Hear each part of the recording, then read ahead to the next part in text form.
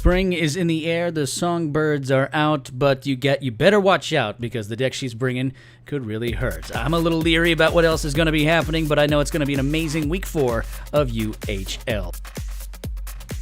Hello, everybody. My name is Brasky. I am joined by my Swagboy teammate, of course, Steffi. We have a match, Steffi, between two badass women of Hearthstone. Tell people about the little portraits they see to the next of us right here. They know that this is going to be Cora and Illyri. How amazing do we expect this match to be? I am very excited for this matchup because I love badass women of Hearthstone, let me tell you. So I actually was just creeping on Illyri's stats earlier today, and she has not lost yet. The 3 weeks that she has played so far, she is kicking butt. And I think what better matchup than Cora, who is known to be a great competitor and a great player. So this is going to be a good one, I think. What are your thoughts, Brasky? I am in complete agreement, mostly because it's week 4, which means the cycle has reset. Now, each player is free to choose whichever of the 9 classes they want to. We know that the balance changes are on the horizon, but they are not here just yet. But that said, I think both of these players are going to have a few tricks up their sleeve, a little bit of spicy decks. I think the spicy decks are going to be in abundance today, and we will kind of go over some of the decks that we know. But before we go over that, I mentioned that the cycle has kind of switched up, and that's because the format of the United Hearthstone League is a very unique one. Steffi, can you give folks the kind of breakdown of the rules of UHL and what makes them so unique? Yes, I can. I will be happy to do that. So you'll see on your pretty little screen right now, matches will be played once a week between opponents, and it's in the best of 5 standing conquest format. Each player will bring 3 classes each week, and it's a little different because there's not a ban. So the 3 classes that you bring are going to be the 3 classes that you're playing with. However, each week you're going to play a different class that you haven't already brought. So the first 3 weeks, each opponent brought 3 different classes. So if the first week you play with Priest, then you can't bring it the next week. So that makes it pretty unique. I really like that. Absolutely. And so we get a look at the classes that we're seeing right now. Illyri bringing Druid, Paladin, and Priest, and Cora going to be bringing Warrior, Paladin, and Druid. Each of them some goodness going on. I know I've seen the decks of Cora. She has shared that with us. So all I'm going to say right now is that she's playing my favorite deck to play on ladder at this moment. I saw her deck list submission. I said, did we just become best friends? Because she is bringing Quest Control Paladin, featuring, of course, Ring the Bells, which is, of course, that echo spell that gives buffs up your minion over and over and over again to complete the quest, with the Control Paladin shell inside of it. She's also bringing a Dead Man's Hand Recruit Warrior and Taunt Druid. Well, I'm not exactly sure what Illyri is bringing, but just looking at those 3 decks on Cora's side, this is going to be a fun match, if not a lengthy one with that Dead Man's Hand Recruit Warrior. What do you think? No, I definitely agree. Cora is bringing some more of these kind of control, handle your opponent decks, which I'm very excited to see her play. I actually have some insight into what Illyri is bringing as well. So I know we're going to be seeing a Spiteful Druid from her. A very good pick, in my opinion. It just has a tendency to sweep and do well. It also looks like she is bringing Even Pally. And then the last deck that she is bringing is Priest. And it is Mind Blast Priest. So we're going to be seeing her trying to get those long games in and kind of get that combo. Yeah, I totally see where Illyri is going. And you can see that she's bringing on 3 really powerful decks before the balance changes come in. I think that's kind of what I saw her going with, because we saw just how powerful Spiteful Druid can be, especially in the Americas playoffs that happened this past weekend. And of course, there's no problem in just one Paladin and Priest out there as well. It just seems like 3 really functional, really strong decks to start off week 4. And it seems like a smart move to get them out of the way before the potential nerfs hit them. Yeah, I definitely agree. This is going to be a good one. I'm very excited to see how these ladies do. Absolutely. So Steffi is going to let the players know that they can get started here at any moment, and then we will get started. So, of course, UHL is United Hearthstone League, and you can find out more about us all over the place, really, UnitedHearthstoneLeague.com. You can also find out more at UnitedHS League on Twitter. You can find out a bunch of the amazing content producers that you see below you that are all a part of the United Hearthstone League. And you can find us all, of course, on patreon.com/UnitedHS League, which we will get to in just a moment after we tackle in our first spot. So, Steffi, before our competitors start up here, just tell me right now your thoughts on your favorite balance change that was announced. So I was at work when I got a text from friends saying the nerfs are out. And I was like, okay, let me sneak away for 2 seconds and take a little sneak peek. I don't know. I am very excited. It seems like a lot of things have kind of just been pushed up. I don't know how big of a difference it's going to make with Spiteful, honestly. I'm actually kind of excited to see Call to Arms cost 5. I think that makes it a lot less broken. Still potentially playable, in my opinion, but I'm really happy about that nerf. What are you thinking, Brasky? What change did you like? You know, I saw a lot of changes. I thought all were necessary. I didn't think any single one was even like an over nerf. In that way, I kind of wanted to see Warlock get just nerfed into oblivion, but I understand that the deck still has to be somewhat functional. I think the Call to Arms is still fabulous at 5 mana, even though it takes a big hit to even Paladin. I think there's still plenty of decks that will jump up from there.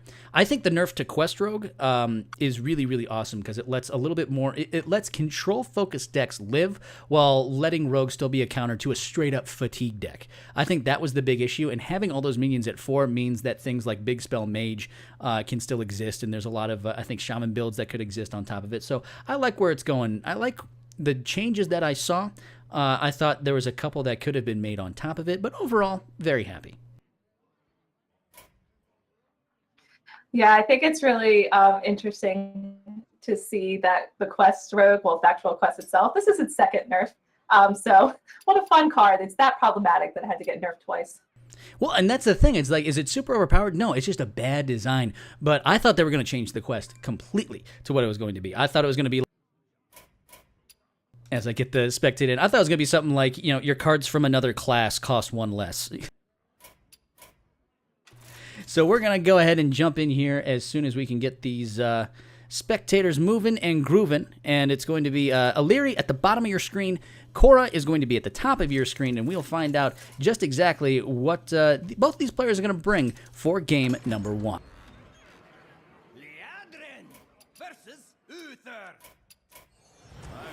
And right away we see it's going to be a Paladin mirror match. I see some spiciness on Illyri's side. I see Lost in the Jungle, Unidentified Maul, and the Marshdrake. So it looks like possibly an odd Paladin that we were talking about earlier from Illyri. Meanwhile, at the hands of Songbird, it is that quest control focus Paladin.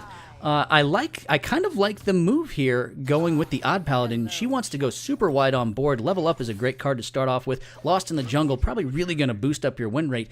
Is this start going to be too fast for the control Paladin? Well, let's see. Mine is just loading up. There's a storm going on, so my internet is being lovely and slow. I don't know. This is going to be very interesting. Illyri definitely already kind of looks like she's having a little bit of an aggressive start. So Cora's just going to really have to maintain her resources to make sure that Illyri doesn't get out of control. And look at this. Cora even passes turn 1 without even dropping the last Kaleidosaur. Because you can get the sense that, you know, she can drop Vicious Scalehide here and still put up the front that she is, you know, some other type of Paladin. We didn't see, of course, not Baku, but what's the other even card that kind of goes with that. She didn't, you know, reveal immediately what her deck was, and now she's just holding off, playing a little bit of cat and mouse game in here because Cora does have the Consecration that can come out as soon as turn number 3. So there's the hits that we see from Illyri. She's got a bunch of taunted up 1/1s. Songbird Cora now going into turn number 3 has Wild Pyromancer. Look at this play going Wild Pyromancer, then into the quest, going to completely clear off the board, take her opponent by complete surprise. I absolutely love that play by Cora, Steffi. Yeah, this was very smart on Cora's end because she was able to kind of deal with Illyri's board really easily and keep it a nice secret of actually what she's running. So now Illyri, turn 4, is finally starting to get an idea as to what she's up against. So she's really going to have to start thinking about her game plan. You could see that she hasn't even touched a card yet. She's probably sitting there going, what? What am I going up against right now? Not only am I facing a quest Paladin. I'm facing a quest Paladin that held on to the quest. And so now Larry throws down the Stonehill Defender. Serenite Chain Gang is going to be a great play to put down on 4. Witchwood Grizzly, normally pretty decent against a more aggressive matchup, but it looks like Songbird Core is going to have plenty of cards in hand right there. So instead, Illyria is going to drop down a couple of taunted minions, of course, have the Righteous Protector up with the Divine Shield. I like the play right there, a couple of sticky minions. Cora going to answer with a Stonehill of her own. Yeah, and I really like that Illyria's trying to now kind of take it a little bit slower. Definitely, like you said, very smart that she took the Serenite Chain Gang. She's going to get more bang for her buck with that minion. But Cora's hand is looking really nice. She still has lots of removal ready to go if Illyria kind of gets out of control. And she's already starting to get buff spells to really make Lanisa nice and powerful. Absolutely. On Illyria's side, though, the Purifier's Maul, a great pickup for the Divine Shield. She can go hero power right here, develop a really wide board, put bubbles on all of them for the potential level up that's going to come after that. I like, there's a multitude of moves right here for Illyria. I'm not exactly sure which way she's going to go. She's going to go wide, give everyone bubbles, take over the board completely, and have a very difficult board to deal with on Songbird's side. Yes, this is very smart. And I love that she saw the trade play first. She made sure to hit and kill the other defender before doing the bubbles. That was very smart on her end. So now a few options open to Songbird Core. She probably realizes that all of these bubbles are going to be difficult to deal with. That's the thing about the Odd Paladin. It's not represented so much on the higher tiers of ladder anymore because of so much AoE that is available to a lot of other classes. But if it gets a chance to stick around just a little bit, you're going to be in for a bad day. And look at this play. Going to go with the coin that she saved up to take off the Divine Shield's Consecration. Going to come down as well, clear off the board yet again. She swung the board back on her side, and now it leaves her open to just find more and more ways to kind of give herself a chance to going into turn 8 where she can drop down Tyrion Forge Ring or even the Primordial Drake after that. Yeah, I definitely agree with you with that, especially because, like you said, she has Drake in her hand, so she knows if Illyria starts to rebuild up the board again, she does have a way to deal with it, but that still is a few turns from now. And Illyria is doing a good job of, again, kind of rebuilding that board very quickly. And look at this. Cora already knows that this is the only play that this is kind of an awkward turn for her on turn 6. Nothing to put a Spikeridge Steed onto, but at the very least, she's going to buff up this Scale Hide to a 3/7. So it's not only going to gain her life, but be at least a formidable minion to kind of go up against the other things on the other side. Meanwhile, Vine Cleaver now in the hand for Illyria. She has the opportunity to use the silence here, but I think she might want to hold on to it, knowing that Spikeridge Steed is always going to be available, and Vine Cleaver just going to generate a huge amount of value for your level up at some point. I definitely agree. That's going to be constant 2 minions, 2 dudes to get for her, plus the hero power. So I really like that we're seeing this play right here. You're definitely feeling safer when you've been seeing all this removal from Cora's end. So I think she's feeling a little more comfortable to kind of go in. And so now Lanessa's Sun Sorrow is an obvious play here on turn 7, but not that many spells have been played to buff. You haven't dropped any Spikeridge Steeds yet. Now Potion of Heroism comes down. So I like the move right here. Cora knows that this Lanessa would not be a great play at the moment. However, let's get some card draw on. Stonehill Defender off the top is going to delay things just a little bit. Level up is going to be coming down, it looks like, next turn, and that's going to be a huge amount of pressure. Even the Witch's Cauldron is going to be coming down.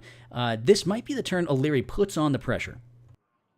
Yeah, I definitely can foresee that. There's a couple ways that she can go about this, because she did top deck the Witch's Cauldron, and she also has her hero power too to get even more guys if she chooses to just trade off the Protector. So this could be a turn where she really gets these Silverhand recruits buffed and she gets this board established.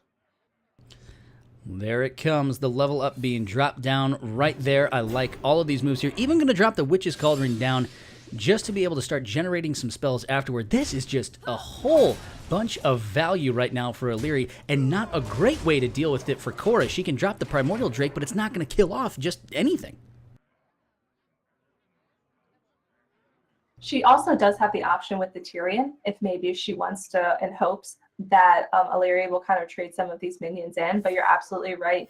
This Azure Drake isn't going to do much. I guess we're going to see the Hero Power Steed play, which I also can respect because she does have Winisa in her hand, as well as a second Steed. But that nice Spikered Steed is going to be answered quickly by an Ironbeak Owl, and an immense amount of pressure going to come at the face of Cora, while Illyri takes a quick 1-0 lead in game number 1. That was very well played on Illyri's end, and on Cora's end as well. Cora played very smart with waiting until turn 3 to play her quest to really try to get around and start removing some of Illyri's board. Yeah, I think that was a really, really good play on Illyri's side. You know, Cora, that was a masterclass in Control Paladin, and still just didn't have enough board clears out there. I thought that she used the Wild Pyromancers in the correct places. She had to alleviate the pressure, but you almost have to wish that your opponent doesn't really get level up into hand or Vine Cleaver. That Vine Cleaver off the top for Illyri, I think was the game changer right there. Had the Vine Cleaver not shown up at that point, I think that this match is still going, and Cora has a chance to kind of turn things around. But when you have Silence in hand, it doesn't matter any amount of buffed spells that you have, especially as a Control Paladin, because it's unlike other control decks in the fact that you still need to have minions on board, as opposed to something like a Warrior or even a Mage, where you can just throw a spell out, clear out the board, and you're good to go. Control Paladin needs to have taunts that stick around. It needs to have the ability to drop a Pyromancer into something else. And when you have no board set up, well, you're going to be in for a rough time. Yeah, I couldn't agree more with that. So it was just an unfortunate kind of situation for Cora, but it looks like they're already getting ready for game 2. So let's head on in and see what we're dealing with. Absolutely. And game 2 starts up right now with Illyri bringing a Mind Blast Priest up against Songbird Cora. Going to stick with that Paladin. This she might have a shot with, knowing the generally slow nature of this type of control priest.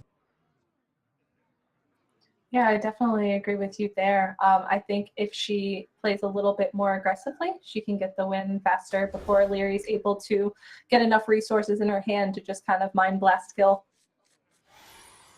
And so we see right now Illyri holding on to one Mind Blast. She might drop down that Northshire Cleric on one, even holding on to a Scale Worm just as an ability to answer some random minion that comes down. Shadow Vision's the all-important card for the OTK that the Control Priest needs. Meanwhile, Songbird Cora, she has thrown out the quest. She's got Vicious Scale Hide, and hey, Call to Arms. I think we can see why it gets nerfed. It's not only in aggressive decks, it's in mid-range decks, it's even in control decks. Yeah, I couldn't agree with you more there. I was just thinking that myself. I'm like, well, this is going to be one of the last times that we see this cost 4. That's how powerful that card is. It's able to draw. It's basically draw 3, play 3, for 4 mana. In the meantime, Shadow Vision's into another Shadow Visions for Illyri. I like what she's doing right now. She's simply just kind of searching through, trying to find as many Mind Blasts as possible. You get the sense that she knows she's going to have to OTK her opponent. I definitely agree. I really like that she's just not trying to grab something else. She knows how she's going to win this game, so she's going to continue to search to get her win. And now she has the ability to answer this Wild Pyromancer if she wants to. Of course, there's a few other minions she can go with, but the Pyromancer kind of definitely has the most value out of it. She trades both ways, eliminating as many minions as possible. Starts to put on just a little bit of pressure, even though a couple of these minions could be answered rather quickly. I really like this play on as well. Essentially reserves the life, but she's also able to get rid of these meaty minions, and she's established 4, so this is definitely a good part for her. Look at this. Second Mind Blast now into the hand for Illyri. That means there is no more Mind Blast to be had. She could only really go for 16 damage out of the Shadow Reaper end when Hero Powers into the Mind Blast parts of that. So, holding on to that Mind Blast in the mulligan, or, getting the Mind Blast in your opening hand, not really something that you want if you know this game's going to go, pretty long. So now Illyri has to change up strategy a little bit. She has to figure out a way to put as much pressure on her opponent, maybe find the way to get a Alexstrasza to stick on that 15 health and hope your opponent doesn't have the healing on top of it. So this is going to be a little bit of a chess match now going forward. I definitely agree with you. I can understand why in the moment she was thinking that it needs to be kept because, again, she's thinking this is how I win. But when you draw into the second one, it doesn't feel good.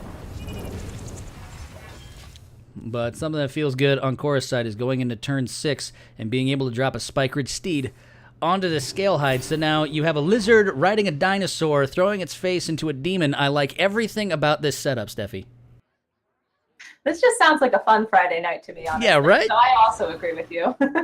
Hey, what'd you do over the weekend? Well, I had a few vodka Red Bulls, and then all of a sudden, I ran into this lizard that rode a dinosaur, and all of a sudden it threw itself into a demon. You sure you were drinking something and not smoking something? No, I was just playing Hearthstone. That's all it was. Don't worry about it. It's fine. It's just a fun child's card game. It's very fun and interactive. Psychic Scream or Powered Word Shield. These are two cards that I like right here. I almost like the Psychic Scream just for the fact that you can remove a buff from your opponent, and if they do end up establishing a board, like say she gets Uther Death Knight on hand and is close to the OTK, you can Psychic Scream all those minions back into her deck. Yeah, I definitely agree, because you know that this is how the deck wins, is by getting these buffed minions on board. This is something that you can definitely save for later on Illyri's part to just kind of deal with it, and it removes a lot of the buffs, so it's a win-win. Fell Soul is the player out here. Fell Soul Inquisitor, the 4-mana 1/6 with Taunt and Lifesteal. So a whole bunch of taunt on the side of Songbird Korra. You get the sense that she's setting up a wide board that she eventually might be able to drop a bunch of Sound the Bells on. If she can get a formidable board with high health on her side, then she can start to play the aggressor, start to play the beatdown, and put the pressure on this priest. I definitely agree. I can understand why we're seeing the Psychic Scream here on Illyri's end, because just like you called it perfectly, we could have been seeing the Sound of the Bells buffing all of these minions, and that would have been a little bit out of control. Instead, we're going to put our faith in the lights and see good old Tyrion Fordring. It's been a while since I've seen him in any type of Paladin deck. I know he was being messed around with even Paladin and a few other spots, but, for being what many consider to be the strongest classic legendary in the entire set, we have not seen a lot of him in quite some time because of how a lot of Paladin decks are nowadays. They're such low curves, they have such low statted minions that just shows you why I think something like Call to Arms was sort of nerfed in that way, because if there's no room for Tyrion in your deck because everything else is too powerful, something might be a little bit wrong. That's true. He just has a tendency to be a little too slow in the current meta, but hopefully maybe we'll be seeing more of Mr. Tyrion, because he's one of my favorite legendaries, so I hope to see him come back. Absolutely. A couple big fatties in the hand for Korra. She's going to go with the Hungry Etten, the 4/8 that can basically just sit there and generate a random 2-cost. Some more card draw in the hand for Illyri, and she thanks Korra. Very cordial. There's not too much BM to be had between these two players.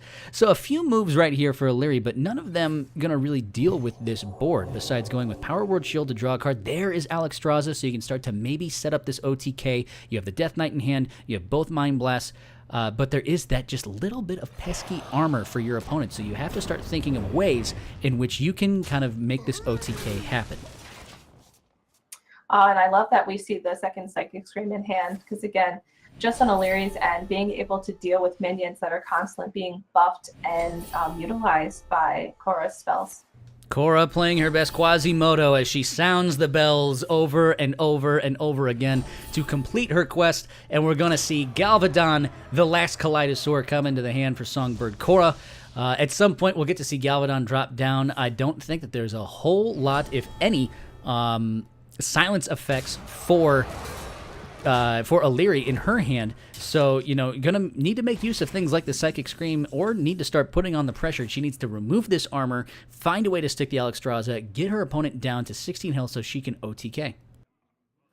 Yeah, this is a very intense turn for Illyri. She has a lot of resources in her hand, but it's a little more complicated. I mean, she could just mind control this 9/14. Just to have it on her end to start pushing damage, which I don't necessarily hate if she's going to follow up with Alexstrasza. Yeah, I totally agree. The mind control, very important at this spot. It needs to be be a game-shifting play. So she's going to make this move right here. Even says, "Thank you. I'm going to take this. This is mine now. This is not for you. This is mine." and so now this huge Hungry Etten that's been buffed several times by Sound the Bells is now sitting on the side of Illyri. Of course, there's a few ways to deal with this thing. One of the ways is basically just dropping an equality on top of it. You can also, there's Vicious Scale Hide with equality, so you can remove it. Even, she could Faceless Manipulator this 9/14 and just say, your turn. I really like this play here, just kind of using the equality to deal with it. And now she still has 6 mana to play with. So she's sitting very pretty on her end. Cora sitting pretty with the board on her side, still has a little bit of the Ashbringer to throw down as well. Here comes Alexstrasza. So now 18 is the magic number for Illyri, unless her opponent can find some type of heal to throw down as well. So we're going to see, is it time for the last Kaleidosaur? Is it time for Galvadon to make an appearance? Or is it possible to go Vicious Scalehide? That's what she's looking right here. Here comes Vicious Scalehide. She can then drop down Sunkeeper Tarim on top of it, heal for 3, and remove an Alexstrasza. I absolutely love this play by Cora. I love this play. I think this was the smartest play that she can make. She's going wide, and it's going to force Illyri again to deal with her board. She's lethal on board now. Boy, Illyri, I like the play. I like the aggressive. She said she kind of sensed that I need to end this game in the next turn or two, but she just doesn't have the gas right now. Mass Dispel going to be a solid play to throw down right now. She obviously probably needs to heal with some Divine Hymn. She might even go with a Wild Pyromancer into a Mass Dispel, into a Divine Hymn to remove as much as possible, because the pressure has now been turned onto her. It's really unfortunate, too, that she doesn't have another dragon in her hand, because Dusky Boy wouldn't be the worst card to play here either. So that's just very unfortunate luck on Illyri's end. Yeah, the old Dusky Boy. You might even consider, well, no, you wouldn't even consider dropping like a Power Word Shield onto Tarim. There's a few possibilities here. I think the move is probably Wild Pyromancer into Mass Dispel to clear off 2 minions, and then maybe drop the Divine Hymn to heal up a little bit. Psychic Scream, not a bad play either.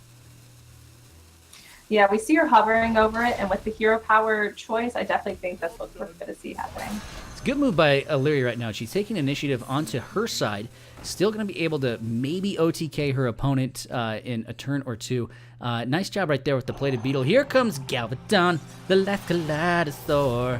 A bunch of stuff's coming, and we'll see what Cora wants to do. So stealth till the end of the turn. So now this is going to go away, plus 3 attack, plus some health on top of it. Maybe a little bit more health. I like this. This is like a nice little recipe for success. And a Faceless Manipulator on top of it. That's a lot of fun right there. Let's see how much damage is on the side of Illyri. I see 16, 17 with that. Is she able to even throw a Power Word Shield? What do we got right here, Steffi? Steffi, I'm going to need you to hit your push to talk before we actually hear you. You know what? I was talking, and I'm sure you can see my mouth moving. Now I got you. Mile a minute. She doesn't quite have 19. I think the max that she can do is 16. So really, she's just overthinking about how am I going to survive. She does have the Mass Dispel, but that's still 2 5/5s on Cora's side of the board. That's still really intense. She can heal with Divine Hymn, so that is an option. She also did pick up Shadow Word Death, so she could get rid of 1. So she's not quite dead yet, but this is an intense turn. Wild Pyromancer comes out. Mass Dispel followed with the Wild Pyromancer. You can see right there. Then Dustbreaker going to drop down and take out one of these 5/5s. I like the play, and you're keeping yourself alive, but you're still not within that OTK range. I would have liked to have seen some line of play that allowed her to at least get 1 chip of damage onto her opponent's face. And look at this. Zola the Gorgon drops down on Galvadon. We're going to see another Galvadon, a golden one at that. Look at all the sparklies. Wind Fury to drop on top of it. Then here comes some Poisonous. Let's throw some health back on top of it. Boy, the Chef Cora is dialing up some wonderful minions right now and being able to deal with everything her opponent throws her way. You got the sense she didn't see the OTK the first time around, so she's not nearly afraid of it this time around either. I feel so spoiled that we got to experience this twice, honestly. And getting that can't be targeted by spells or hero power is very, very lucky on Cora's end. Like, that's so huge. Game changer. So now if there's one thing going for Illyri on this side of things, she needs to find a way to deal with this board. She can take out 2 of the minions with another Dustbreaker if she wants to. And on Songbird's side, if this board does get removed, there's not a lot that can be done, but there's no way to deal with Galvadon throwing 12 damage into face, who's going to win this match just right away, unless Divine Hymn comes down.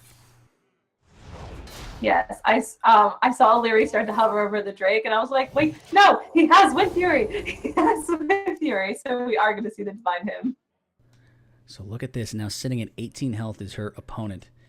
Songbird Cora double consecration is going to be a fun thing to play as well. We're going to see the route that she goes. So she is going to hit twice, throw her opponent at 5. Consecration going to be able to set her opponent at 3 if she wants to, which I don't mind playing right here as well. Instead, she's going to hold off, knowing that she can hold both consecrations for later.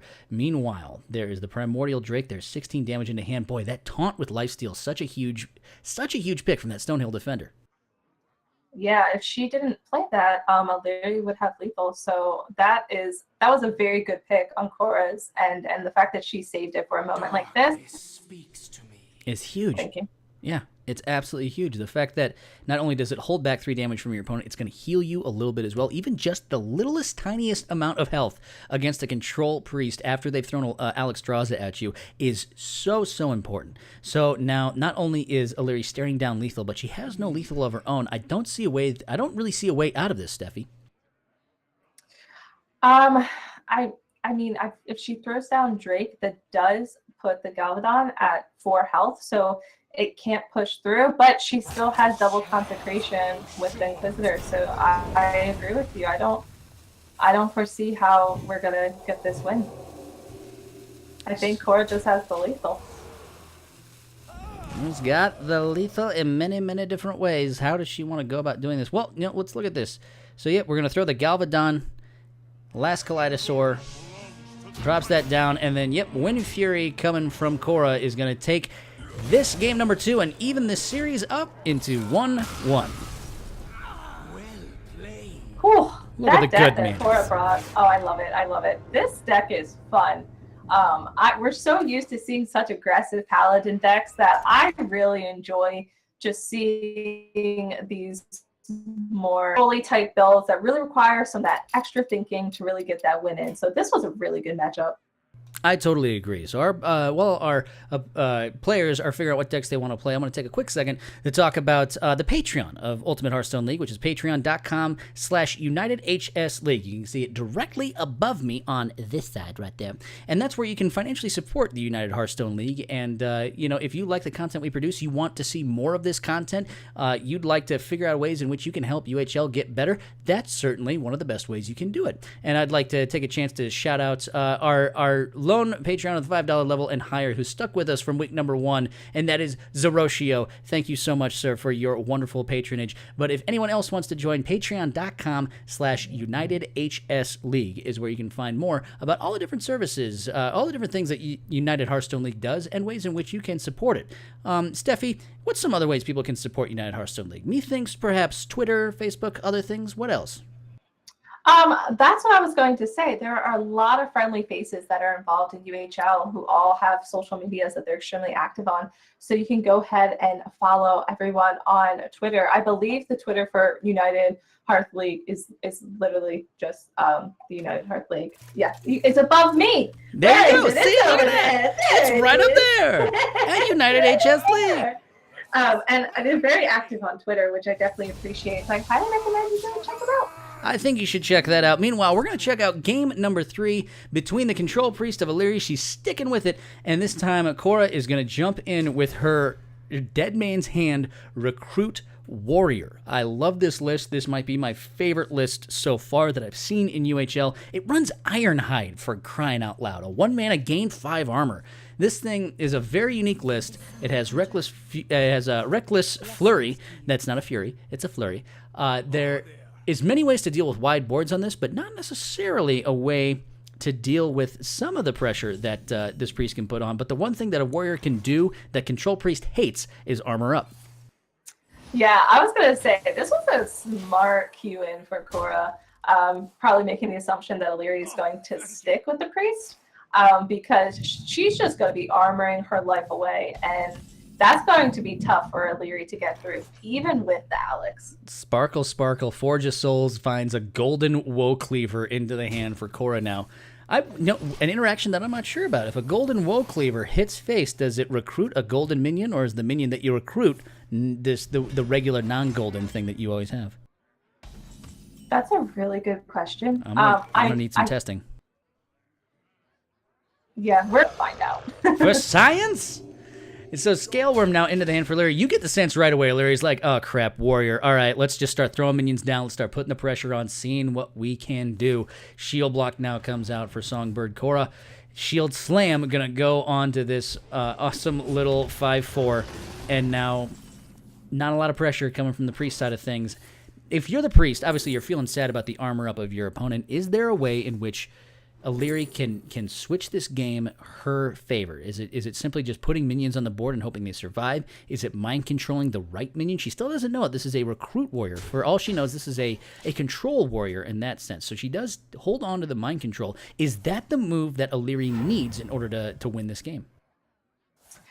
Like I said, this is going to be a tougher one for Illyri, but it seems like she already kind of had an idea as to what she was facing with taking the mind control. So I kind of agree with the sense where you have to be sensible with your minions that you play, but you still need to put enough on the board to put that pressure and push through that armor, because you're really going to rely on Alex to get your opponent's health down. Oh, daddy make toys out of you. A 4/6 Rot Face. Not only can a Priest not deal with this 4 attack, if Korra has any sort of AoE in hand, this is going to get out of hand quickly, because Rot Face loves saying the words, I made a stinky, and then a legendary minion just shows up from there. So obviously the Blood Razor. Did you ask for AoE? Because I think a Warpath was just top deck. I think your wish was answered. Oh, and now every minion she plays has Echo on top of it, making more stinkies. Now we see Hemet the Jungle Hunter come into hand. Warpath one more time for another legendary minion, and it's Elise the Trailblazer. So not only has Korra completely demolished the board of her opponent, but has generated 4 different legendary minions. One of them now gives all of her other minions Echo, which is insane on top of it, and the Rot Face still hasn't been dealt with. So value galore for Korra at this point, and no Psychic Scream in hand for Illyri. Yeah, this is a very good position for Korra, and especially because it's right before turn 8, so she can start getting that damage in now if she's afraid of Anduin. So this is fun, and we're just going to see another legendary. More stinkies for everyone. Oh, Alec here comes out.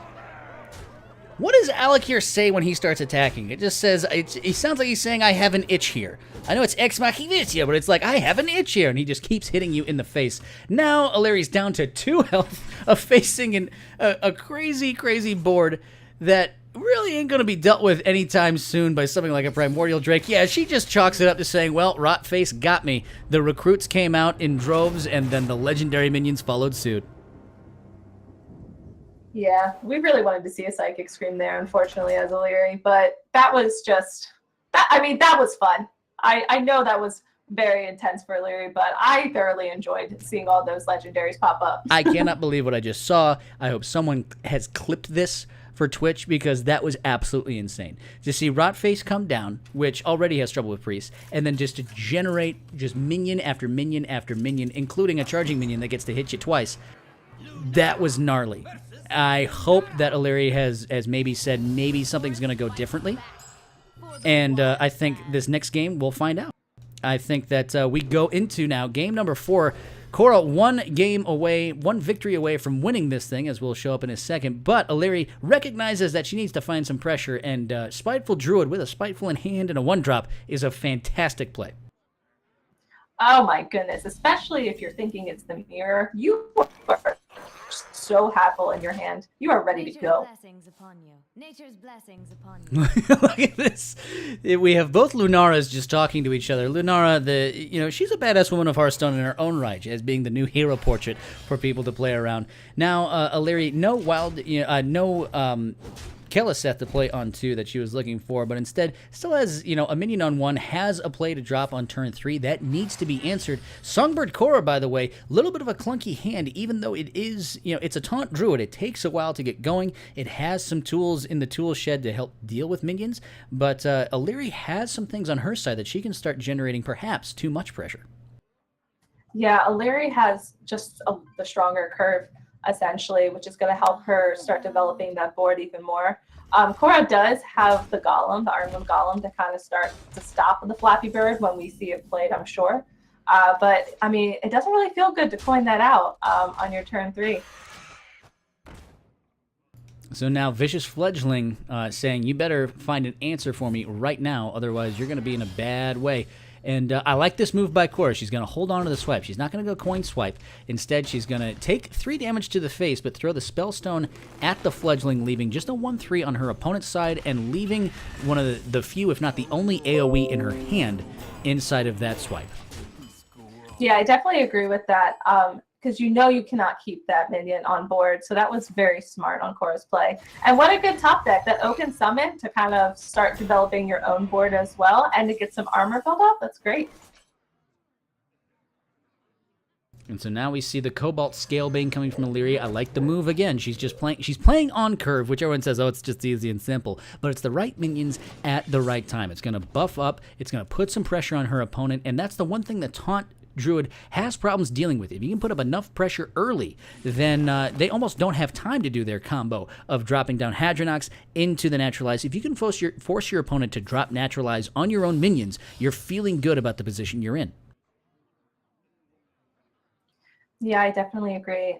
Illyria's end right now is looking very strong and stable. I mean, Cora was able to get to 7 mana, so we are going to see an 8 mana turn next turn from her, and because her hand is super thick, she's going to be able to have some stronger plays. But as of right now, Illyria's doing a really good job setting up a board that's very difficult to deal with. Another Spellstone comes out of hand for Cora, doing 2 damage, removes a good amount of value, but now she won't have the ability to throw down the 6 damage with 1 mana that she could want to. Meanwhile, the Spiteful Summoner are going to get nerfed to 7 mana, but at this point, it's played on 6, and it's going to generate a Sea Giant. So a low roll on the 8/8, but still plenty of damage coming at the face of Cora.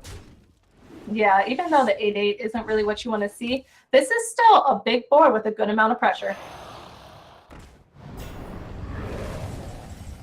I like the play right there, dropping down the taunt. Almost the only play you could make at that point. She could have gone with the Lich King at this spot, at this juncture, but she thought, let's just remove as many minions as possible. Let's try to deal with what my opponent's board state is at.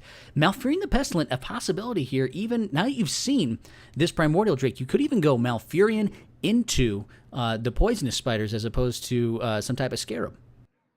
Yeah, you saw one of the Drakes being played. You probably do feel a little more comfortable doing that. Or, alternative, if you just want to kind of protect your board and feel a little bit safer, you can still get those 1/5s. I think both of those plays are evenly strong. So there are the Poisonous Spiders. They come down, swipe, a fantastic move right here, taking care of a whole bunch of the board of Illyria. She's down to 14 health, but she's going to have the ability to deal with some minions here coming into turn 10. If she gets if she gets naturalized off the top, then this game is going to swing very, very differently.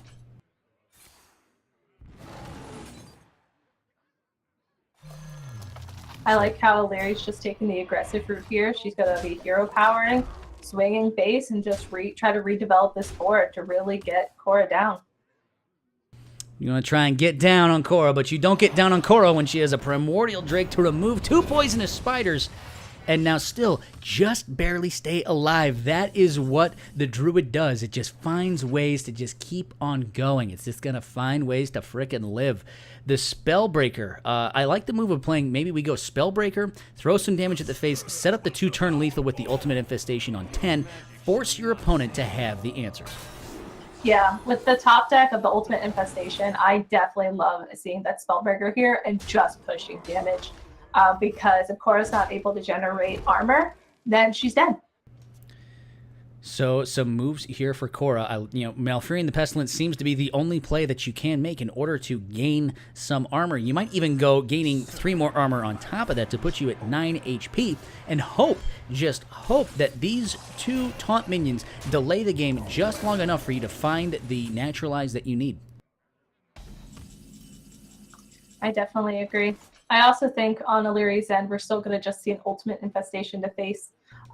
You're not really concerned about this Drake or these 1/5s. Honestly, you can deal with them with the minions on board. Cora's the one that's really worried about the minions, not you. So I'm hoping that we see that to face here. Is there any point where you might be able to she's going to go Ultimate Infestation here. I was going to say, is there any point to dropping the Ultimate Infestation on a 4-5? Still have enough pressure on your side to make the game inevitable in that way. Was there any credence to that, even just because your opponent could get a Branching Paths off the top and all of a sudden just gain 12 armor out of nowhere? Yes, this is true that they can get that one specific card. But I like that you're going to be regenerating your hand. It's possible you're going to get into your second Ultimate Infestation, and you get a 5/5 off of it that deals with the 1/5 or the 5/4. So to me, I can understand and respect that play. Warriors of the Frozen Waste are going to rise, and looks like more armor just out of the range of that 5 damage from a second Ultimate Infestation. And a great move by Cora, keeping 3 minions on the board and not 4 for that Mind Control tech. When you are facing a Druid, you always have to be mindful about the amount of minions you place on that board, because an MCT can really ruin your weekend. I do agree. I love seeing players playing around Mind Control tech. I feel like it's something just that's new in this meta that we haven't had to do in a while. Like, I feel like I'm in Arena. So I love seeing people play around it. So much Arena, so little time. Meanwhile, Ultrasaur comes down. A nice 7-14, and now the 3 damage going to start doing some work as well. So the Anti-Magic Shell, a nice card to have, but not going to do the work that you need it to, especially when you have no more taunts in play. So now Cora really needs a Naturalize right now. 15 cards, 2 out of 15 to drop into hand. It's not there. But what is there is a couple Ironwood Golems. Going to try to delay things a little bit. There's another Rotten Apple Bomb in hand as well. Witching Hour not going to do anything because Adrenox hasn't been played yet. So she drops down a couple of taunts. I don't see any silence effects that are going to be around. She's going to gain more armor. Is this lethal, Steffi? Let's do some quick math. Let's do some math. We love math here. 4, 5. Looking at the hand, I don't think we have lethal quite yet, because we have our hero power. We can do a little boop-de-boop trade here. But it looks like the most that we can do is... Wait, what type of trade can we do? We can do a boopity-boop trade? We do a boopity-boop trade here. Okay, is there a difference between the boopity-boop trade? Is that like a value trade, or is that just like a stay-alive trade? Define the boopity-boop. So the boopity boop is to get the most value type trading. That's how I like to describe it, at least. Oh, maybe we're gonna get like a random lethal. Look at this. I try this. I'm gonna burn a lot of cards and hope that it hits for lethal. Let's find out. Is it gonna go to the other face? Where's it going? It goes to the other face. There goes Lich King. Crypt Lord comes into hand. Greedy Sprite as well. Gluttonous Ooze gets burned. So does a Firefly. You're not worried about those. Oaken Summon going to gain some armor. Throw out a Tar Creeper. Anti-Magic Shell going to buff up all of these taunt minions on top of it. You're going to deal with some board. Putting yourself at 8. Cobalt Sailing goes away, but Cora realized that it was just all too much, too quickly. And now this game is going to go on to game number 5. I am exhausted but thoroughly entertained at that right now. I loved that Illyri just said, screw it, if this hits face, I win. She won anyway.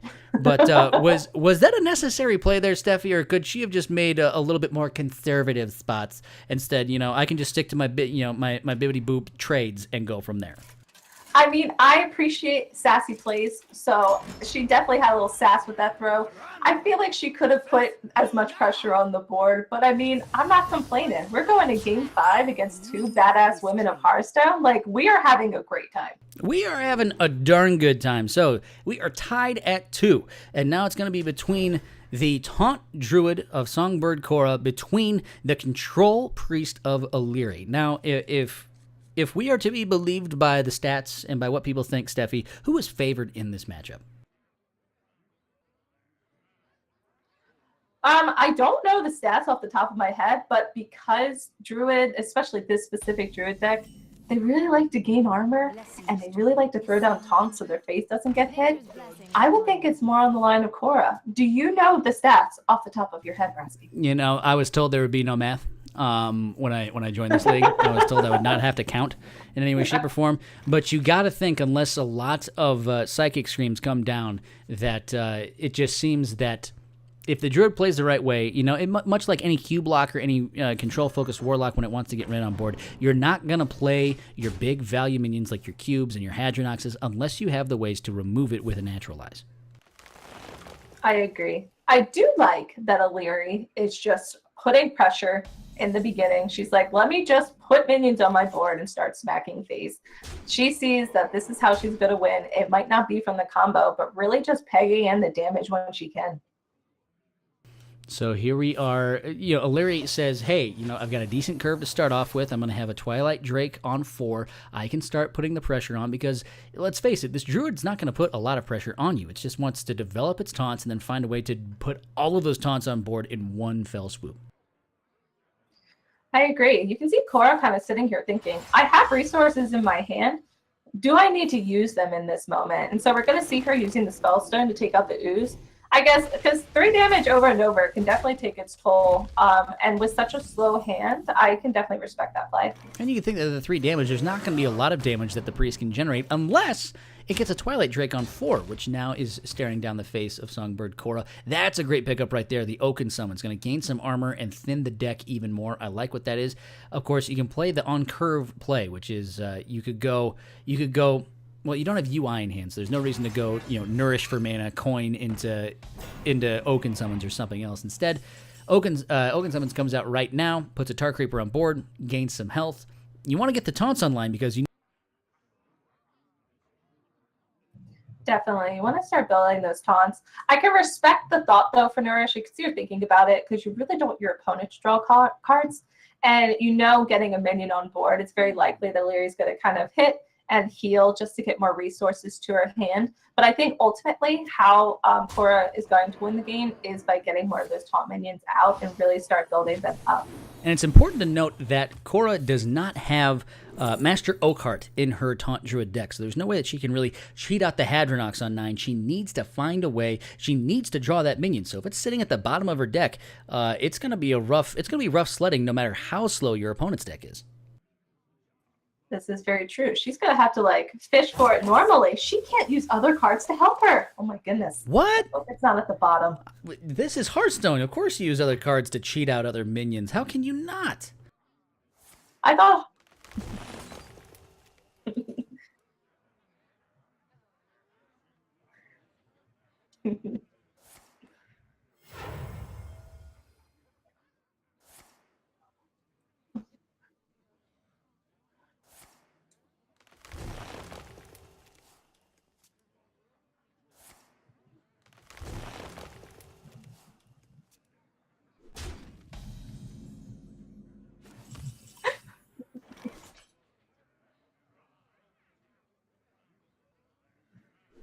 I think after I do a nice Bibbidi Boop trade and I'm feeling good about myself, I think that's when I do. But they don't know what Bibbidi Boop is quite yet, so maybe eventually they'll learn, and that's when we'll be drawing cards. It's true. Meanwhile, we do not advocate the use of psychedelic drugs in order to get your card draw, but if you have to eat shrooms to find the cards you need, well, we understand. And we understand that Hadronox is finally in hand for Songbird Cora, and she's generated a few taunt minions, and she has Naturalize sitting in her hand as well. So it seems that everything is on board that needs to be on board.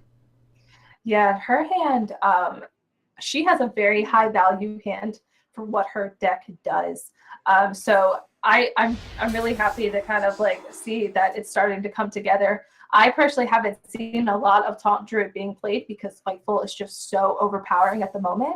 So I'm going to be excited to see how she decides to order and utilize her resources. There's so many ways that this can go. So she can go Hadronox into Naturalize on top of it. Knowing even though she's facing down this amount of pressure, this amount of taunts needs to be dealt with by a board clear like Psychic Scream, but it's going to remove your opponent's pressure anyway. And then you add to the fact that Witching Hour is in hand for Cora as well, along with the Cube. So even if this Hadronox is dealt with by a Psychic Scream, there's all these minions generated. What's going to happen is then you have Witching Hour into Cube. It's going to generate even more minions. So if you have a second Psychic Scream on top of that, you still have just taunt after taunt after taunt, and there's still the possibility to bring Hadronox back one more time.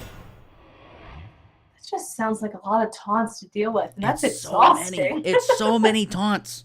It's unbelievable amount of taunts. If you thought Patron Warrior was too many things on the board, Taunt Druid gives it a run for its money. In the meantime, Cora hasn't even dropped the combo yet. She recognizes she can still develop more taunts. Why, hey, bro, I heard you like taunts, so I took your taunt, I taunted your taunt, and then gave you some taunts on your taunts. That is what is happening right now. She's really just trying to do Illyria a favor, honestly. She's just trying to be nice and provide the taunts after, eating her mushrooms and drawing cards. That's what's happening. Cora's in a psychedelic funk right now. She's eaten so many mushrooms that she's just wondering when she wants to throw so many taunts onto the board. Instead, Illyria has Alexstrasza in hand. She only has one Mind Blast. I'm not exactly certain if she wants to think about the OTK at this point. What she has to be worried about is just exactly, it's not a matter of if, it's a matter of when the Taunt Druid's going to make its big turn and how you're going to deal with it. That said, Psychic Scream is in hand for Illyria right now, so she has an answer to one board, but a good Taunt Druid player can generate upwards of 5, 6, 7 boards in one fell swoop. This is very, very true. And Illyria is missing her DK, her Death Knight, which could definitely be of use in some stages of the matchup. So the Psychic Scream's going to be able to do something, but you said it perfectly. Cora's going to be able to regenerate this board, and it's going to become problematic. Speaking of Death Knight, that is the card you wait for as a Taunt Druid. Once you get a Lich King on board, and once you get it to die, not many times do you want to play a deck where you say, hey, here's my minions, please die. The Lich King comes on board. It is going to die at some point, hopefully, if it doesn't get Psychic Scream. So there it goes. So now the Shadow Word Death is going to kill off the Lich King. Now Cora, I think, is at a point where she says, here we go. The taunts are going to start coming. Yeah, I agree. She got one of the best taunts, if not the best taunt in her deck, and she's ready to get it rolling and strolling. She's ready to start supplying the taunts. She heard the demand, so here they come. And so now the question for Cora comes. She's going to generate all of these taunt minions sit down, including a Lich King, including a Primordial Drake. The question now comes is the fact that if you're going to start generating multiple Lich Kings, you really kind of have to worry about the size of your hand at some point. So, and that's the great thing about a card like Psychic Scream, is that it's going to get rid of all these minions, and those minions are not going to come back from another Hadronox. That is absolutely huge. So while Cora has the ability, if a Psychic Scream comes out here, to go Hadronox, cube it, develop a couple more Hadronoxes and a lot more taunts, it's not going to be the insane amount of value that it would had you killed all of these minions off. And there goes a Mind Blast, the second Mind Blast, the last Mind Blast, a misplay from Illyria right here. I think she's a little flustered by the amount of taunts in her face. This feels just bad. A little bit of a miscalculation on her end. That's one hell of a miscalculation. Now the OTK is almost out of the question unless you can get this Druid down even lower, but it's going to be hard to do so when Witching Hour develops Hadronox. Here comes Carnivorous Cube, going to develop 2 Hadronoxes after it dies, and more taunts on top of it. I think this might be the game-winning play for Cora right here, and even a Death Grip to pull away a Dustbreaker that's not going to deal with any other minions on top of that. Just a nice little 3-mana or 4-mana 3/3 to play, in case Cora's feeling sassy and she's done with the taunts. It's true. Sassy Taunts, great band name. What type of genre of music does the band Sassy Taunts play? I wish that there'd be a jazz band. I feel like that would be such a beautiful jazz band. I feel like a fusion Listening jazz to metal band, Sassy Taunts. Sassy taunts. Yeah, I like that. Yeah, Maybe they sing some Broadway. Oh, yes. Yeah. Okay, we need to make this happen. We're going to talk after this. We need to make this happen. Meanwhile, Illyria needs to find a way to make all of these minions go away happen without... there's no silence really to deal with this Carnivorous Cube except for finding another Psychic Scream, which is not going to happen anytime soon. And now Malfurion the Pestilent seems like a great play. Just start throwing damage at your opponent's face. I agree. That hero power is 3 damage, and that's going to definitely help get rid of Illyria's, 30 total health. But you said it perfectly. Illyria's, she has 7 cards left in her deck, and she still doesn't have that second Psychic Scream to deal with this. This is a lot to take on. The circle of life is over, and the clock has started on Illyria, as she's going to be facing plenty of damage into her face. She needs to find a Psychic Scream and then needs to find a way to start putting the pressure on her opponent. Meanwhile, Songbird Cora just seems to be a wealth of riches at this point, even with something like Frostmourne that's going to be 15 damage over 3 turns. There's not much else Illyria can do. There's the Psychic Scream. She can drop it down. She can silence the cube. Just like that. And I don't see any more witching hours into the hand for Songbird Korra. That's a huge play right there. There might be a chance. Sure, 15 damage over the course of 3 turns, but that's 3 turns. You can start to put the pressure on yourself. Maybe just fend off your opponent enough, because taking away that cube takes away 3 different versions of taunts that are insurmountable. Yeah, I definitely agree, and especially when you have double Divine Hymn in your hand. Because this weapon damage is only going to do so much. It's not going to do a lot, but we do see the Doom Pact to remove the Drake, and 8 damage versus 8 damage. Illyri, unfortunately, is being taken Beautiful out. job by Korra. She's going to throw the damage at the face, recognizes the Doom Pact into the hero power. The Druid is going to generate 8 damage and take the victory overall, 3-2, in week number 4 in our first match. That was a thoroughly entertaining series. It went to 5 games. We saw really fun decks. We saw Illyri bringing really solid lineups, and then we saw Korra going a little bit off meta with her choices as well. But those off meta choices worked really well, and that's the kind of weakness in the armor of a control priest. It is great against the current meta. When you play off meta decks, priests can really struggle to find ways to deal with them, especially when they can gain a lot of armor, when they can generate boards in one quick turn. That's what control priest has trouble with, and that's what Illyri ran into right now. Yeah, I definitely agree. Korra bringing these very controlled decks that do a really good job of keeping themselves alive. That priest it couldn't keep up. It just could not keep up. Absolutely. So we're going to try and get all these players in right now into kind of a group chat mode, if you will. So as we do all those things, Steffi, you're going to communicate with the players right there? Yes, I am. Find way quick to generate. Watch this. This is going to be a really fancy board.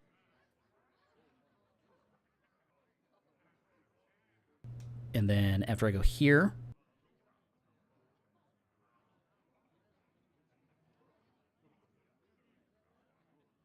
Look at there you it being is. so fancy. Wait for the fancies for a moment. Look at that. Korra gets the crown. She is the victor of everything that needs to happen in Hearthstone. Oh, this isn't right at all. Hold on a second. What am I doing? Getting this match ending screen incorrect. All right, we're going to generate these things. Are you getting the players into a group chat there, Steffi? I am working on it. We have the nice little group chat that we were all chatting in, but Illyri's the only one. I just cut Steffi off because I'm going to generate this thing myself and see if other people can answer. Let's see if Steffi's going to be able to answer this as well. There we go. Starting a call. So there you see Korra defeats Illyri 3-2, which was always fun. It was a fantastic match, to say the least. We're going to try and get both of these players in and chatting and talking through the Discord. At the meantime, of course, look below you at UnitedHearthstoneLeague.com, as well as Patreon.com/UnitedHSLeague. And follow us on Twitter at UnitedHSLeague as well. So we're going to get these players logged in at some point, and when we do, it will be certainly a lot of fun. And then we're going to hopefully get some cams on board and a whole bunch of other things, see if we can get people into the game. So just give us one moment as we generate folks in.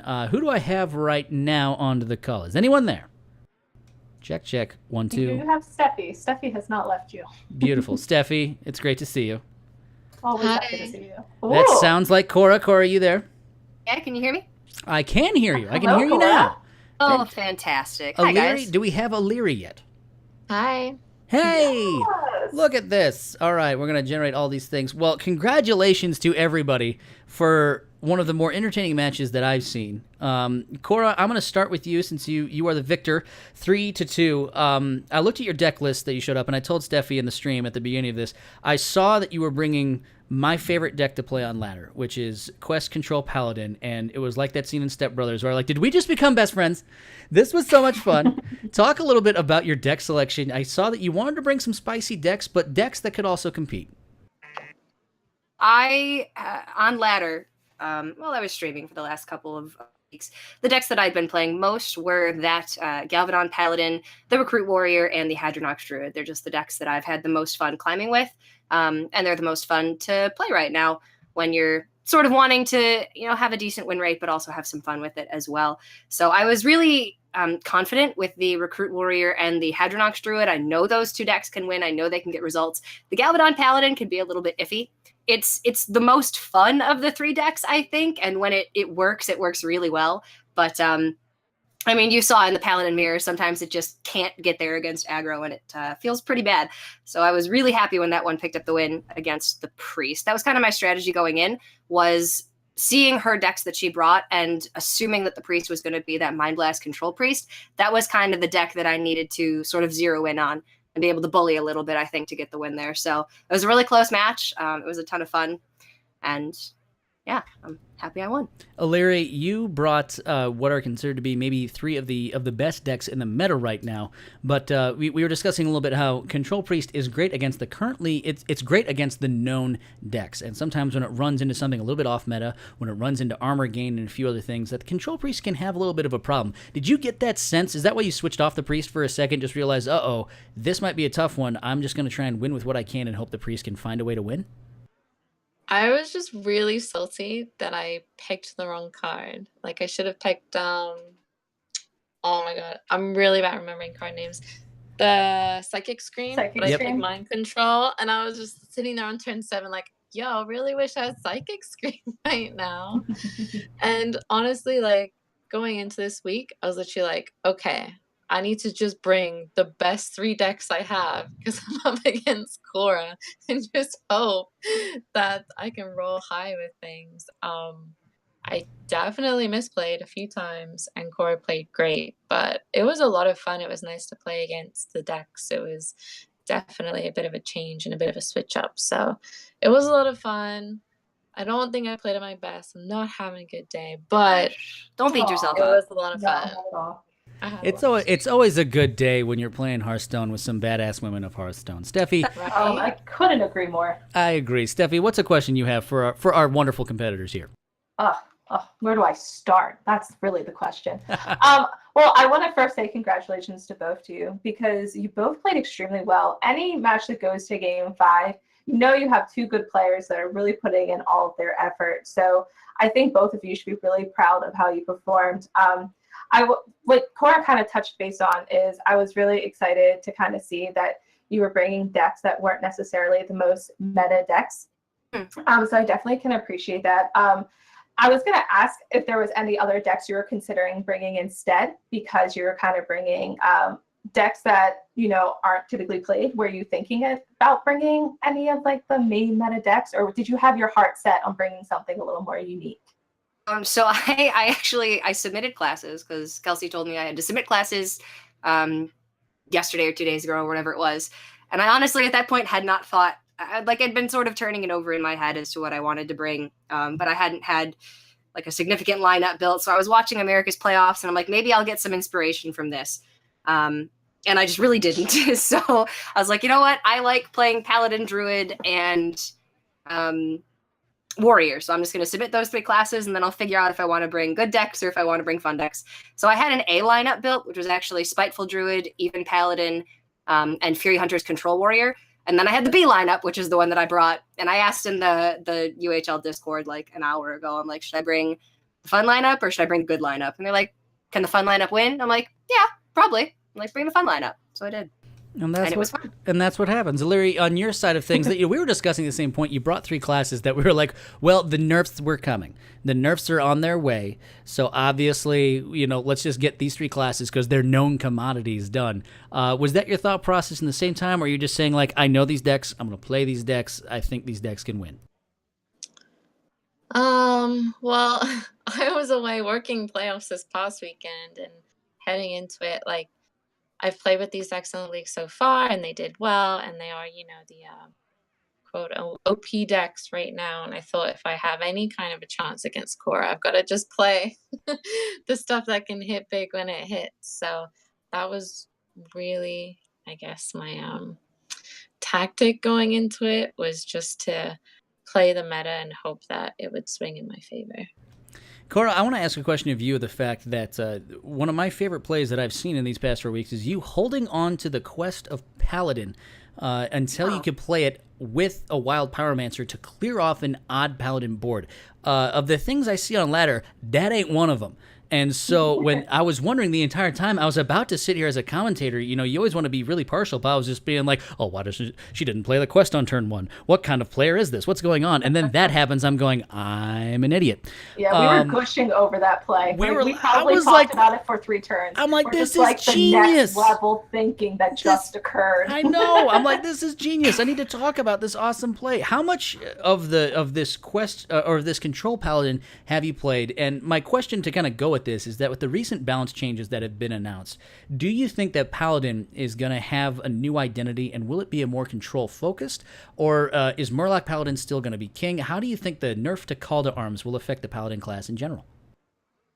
Good question. I think the Call to Arms is obviously an integral part of that deck as well, and the main reason, obviously, why you don't necessarily need to play the quest on turn 1 with that Galvadon control deck is you're not actually running that many buffs. Galvadon is sort of the secondary win condition in that build. You have Galvadon and Lanessa as your big heavy hitters, but you do want to just control the board in the early state. So it is a control deck first and foremost, with the quest sort of as that little bit of an add-on. It is not primarily a quest deck. So until you actually want to put down Spike Ridge Steed or Sound the Bells or Potion of Heroism, you don't necessarily need to get that quest into play.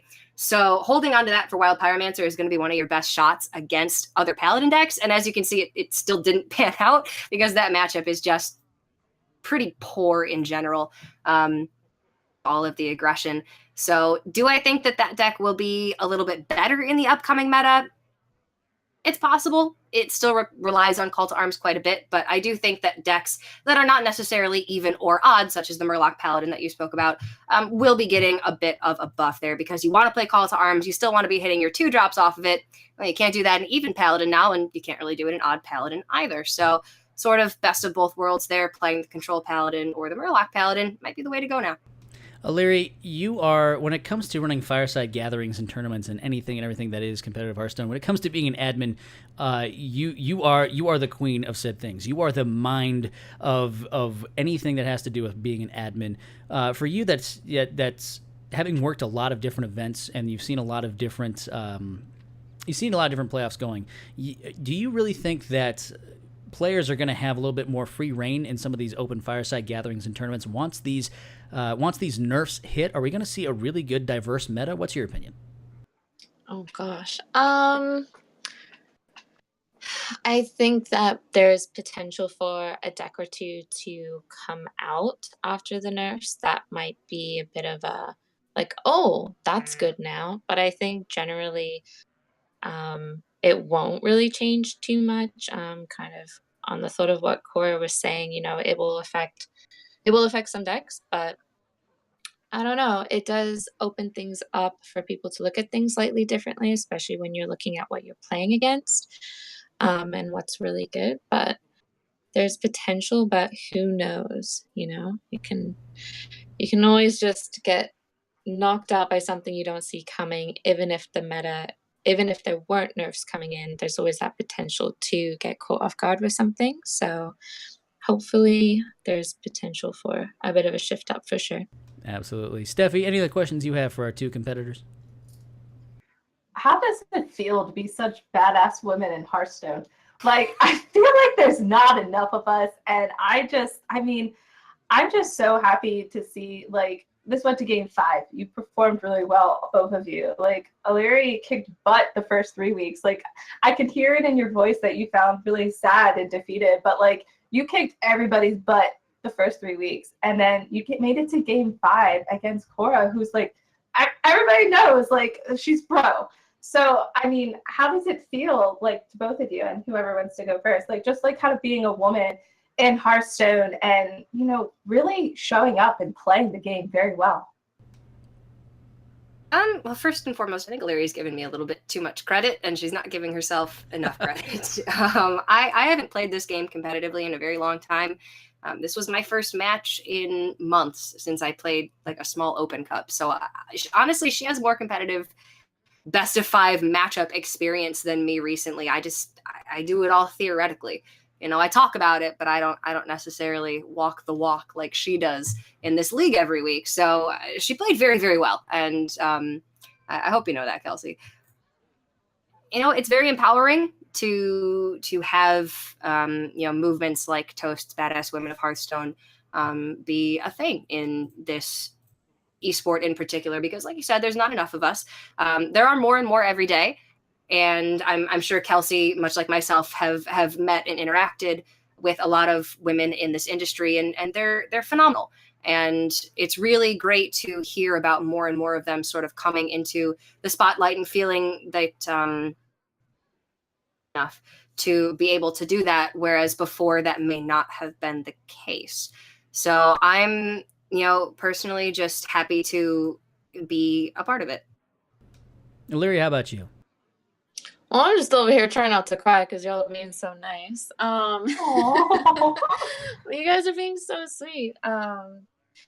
Yeah, like there really aren't that many females. Like even just coming from my fireside background, not many females show up. And even if you look at competitively, the females we've seen, there was Karma, Cora. When you try and think of them, you have to try. And I think that the Badass Women of Hearthstone movement is a very, what's the word? My mind escapes me. Like an emboldening movement to encourage women to be involved and to, kind of get on the same stage as where all the guys are at. Because we can compete and we can definitely kick their butts too. So it is just such an honor to even be included in the mass of women that we have within our community that maybe we don't see everyone at every event, but when you look at it globally and at all the women involved with this movement, there are a lot of us. And I think connecting us and building that community between each other, it's only going to strengthen us and strengthen the empowerment that we feel to follow our passions, to, keep it up and keep going. So you guys are really so sweet. I'm really having such a bad day, but you guys have really made it a lot better. So thank you for that. And thank you, Cora, so much for agreeing to be my opponent this week. It was a lot of fun. We've never played each other before, so. It really was. As long as it was a good match, I didn't care whether I won or lost. And it was a lot of fun. So. Well, I know anyone that's watching on the stream is going to be empowered by seeing the 3 badass women of Hearthstone that have been a part of this whole spot. I feel privileged just to be in the same Discord chat as the 3 of you, along with Steffi with her fantastic analysis, who really made me look smart with my very simple questions, because I'm usually like, that's what we talk about the entire time. It's like, here's me like trying to make this amazing, like, let me talk about my amazing analysis of the play, and Steffi's like, or lethal. And I'm like, oh, yeah, lethal's good too. Well, thank you all so very much for competing. So before we leave, let's discuss where folks can find you on the internet and the different content you produce. If people wanted to find you in some way, shape, or form in the Hearthstone scene. So Cora, we'll start with you. Where can people find you on the internet and the awesome content that you make? Yeah, so you guys can follow me on Twitter. My handle is songbird_HS. And then you can also follow me on Twitch, twitch.tv/songbird_Cora. Of course, I am primarily a Hearthstone caster. I'm going to be casting DreamHack Tours this upcoming weekend, so the 19th through the 21st in France. Of course, that's going to be running on European hours, so it might be a little bit later here than you're used to. And then I'm also going to be casting DreamHack Austin after that. That one's going to be more of the North American time zone, so a little bit easier for our NA friends. Awesome. Illyria, how about you? Well, I have a quick question first. Cora, are you going to be at Montreal again? Confirm nor deny whether I will be at DreamHack Montreal. Spicy. I love the mystery. When I can talk about whether or not I will be at DreamHack Montreal, I'll let you know, Kelsey. I'll hit you up, yeah. Awesome. If you want to find me on the social webs, you can find me on Twitter at Leary, ALEIRRI. Same on Twitch. I am gonna try and start streaming more. But yeah, that's mainly the main places you can find me. Wonderful. And of course, we're going to sign off here in a little bit. But before I do, I have to hand the mic over to my wonderful co-caster, Steffi, who was absolutely fantastic. She is my partner in crime with Swagoi Gaming, along with several other players. But it has been a privilege and certainly entertaining. Steffi, where can people find you on the internet? Oh, well, if people would like to find me on the internet, I'm actually pretty active on Twitter. It's just Steffi with 3 E's at the end, very specific, HS. And then I on Twitch as well, it's the same handle, and I will be streaming more in the next few weeks. So I'm very excited to kind of get into some full-time streaming over the summer. So if you would like to be a part of that, it'd be greatly appreciated. But I really would like to boast, even though you are not a badass woman of Hearthstone, Brasky, you are a badass man of Hearthstone. So we also should acknowledge you, and please share with us, where can we find you on the internet? Oh, stop it. You're making me blush. My goodness. Well, you can find me on the internet in many different places. You can find me on Twitter at Brasky1142. You can find me on Twitch at twitch.tv/Brasky1142. I'll be jumping on the streams a little bit more often here, which will be a lot of fun. Of course, Steffi and I are part of Swagoi Gaming, which you can find at swagoi.com. You can also find it at facebook.com/Swagoi Gaming. And let's not forget that this was all a part of the United Hearthstone League. The United Hearthstone League can be found at www.unitedhearthstoneleague.com. You can find us on Twitter at UnitedHSLeague. Don't forget about the Patreon at patreon.com/UnitedHSLeague. And look below you at the amazing amount of content producers like 1600 Dust, like Coin Concede, like Dad Legend, like The Daring Reporter, Valen's Chosen. There are so many different types of content producers that you should check out. At the same time, we hope that you stick around for United Hearthstone League. There are plenty more matches here to come this week. You should probably follow and get notifications on the Twitch channel so that you can be notified when UHL is live and the wonderful personalities that you're going to be seeing. So that's going to do it for us here from the THL studios, or the UHL studios inside my apartment as we keep going. It has been Cora over Illyri, 3-2 in game number 1 of week number 4. It's going to be a great time. Stay tuned for the rest of the matches, and everyone have a wonderful rest of your evening.